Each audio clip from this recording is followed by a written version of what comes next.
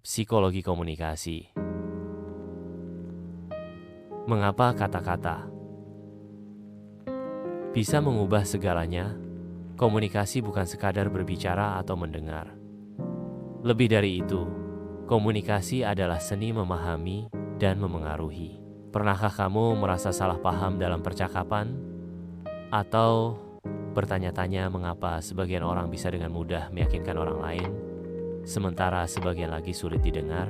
Inilah kekuatan psikologi komunikasi. Cara kita berbicara, nada suara, bahkan bahasa tubuh, semuanya bisa menentukan bagaimana orang lain merespons kita. Mari kita bahas bagaimana komunikasi bekerja di bawah permukaan dan bagaimana kamu bisa menggunakannya untuk membangun hubungan yang lebih baik. Efek halo. Mengapa kesalahan orang yang kita suka lebih mudah dimaafkan? Ketika kita menyukai seseorang, kita cenderung melihat segala sesuatu dari sudut pandang positif. Ini disebut halo effect, sebuah bias psikologis yang membuat kita lebih menerima kesalahan orang yang kita anggap menarik, berwibawa, atau karismatik. Misalnya, jika seorang pembicara tampil percaya diri dan berpakaian rapi, kita cenderung menganggapnya lebih cerdas, meskipun dia tidak selalu benar. Begitu juga dalam komunikasi sehari-hari, cara kita membawa diri bisa menentukan bagaimana orang lain menilai kita. Ilusi transparansi. Kita mengira orang lain tahu apa yang kita rasakan. Pernah merasa grogi saat berbicara di depan umum, lalu berpikir bahwa semua orang bisa melihat kegugupanmu. Kenyataannya, tidak.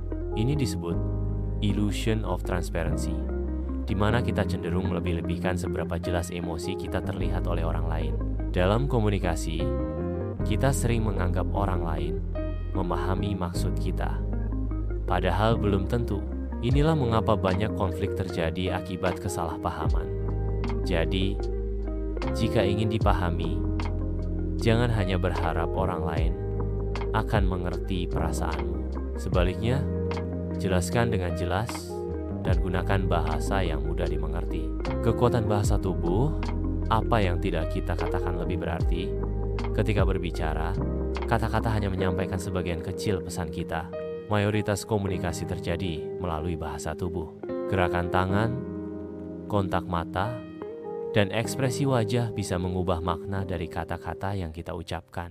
Contohnya, jika seseorang berkata, "Saya baik-baik saja," tetapi dengan suara lemah dan mata yang menghindar, kita tahu bahwa ada sesuatu yang tidak beres.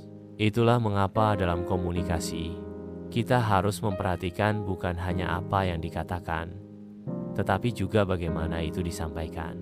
Tips sederhana. Jika ingin terlihat lebih percaya diri, berdirilah tegak, gunakan kontak mata, dan jangan menyilangkan tangan saat berbicara. Closing. Bagaimana cara berkomunikasi dengan lebih efektif? Komunikasi bukan hanya soal berbicara, tetapi juga mendengarkan. Dengan memahami psikologi komunikasi, kita bisa menghindari kesalahpahaman, membangun hubungan yang lebih baik, dan bahkan lebih meyakinkan saat berbicara.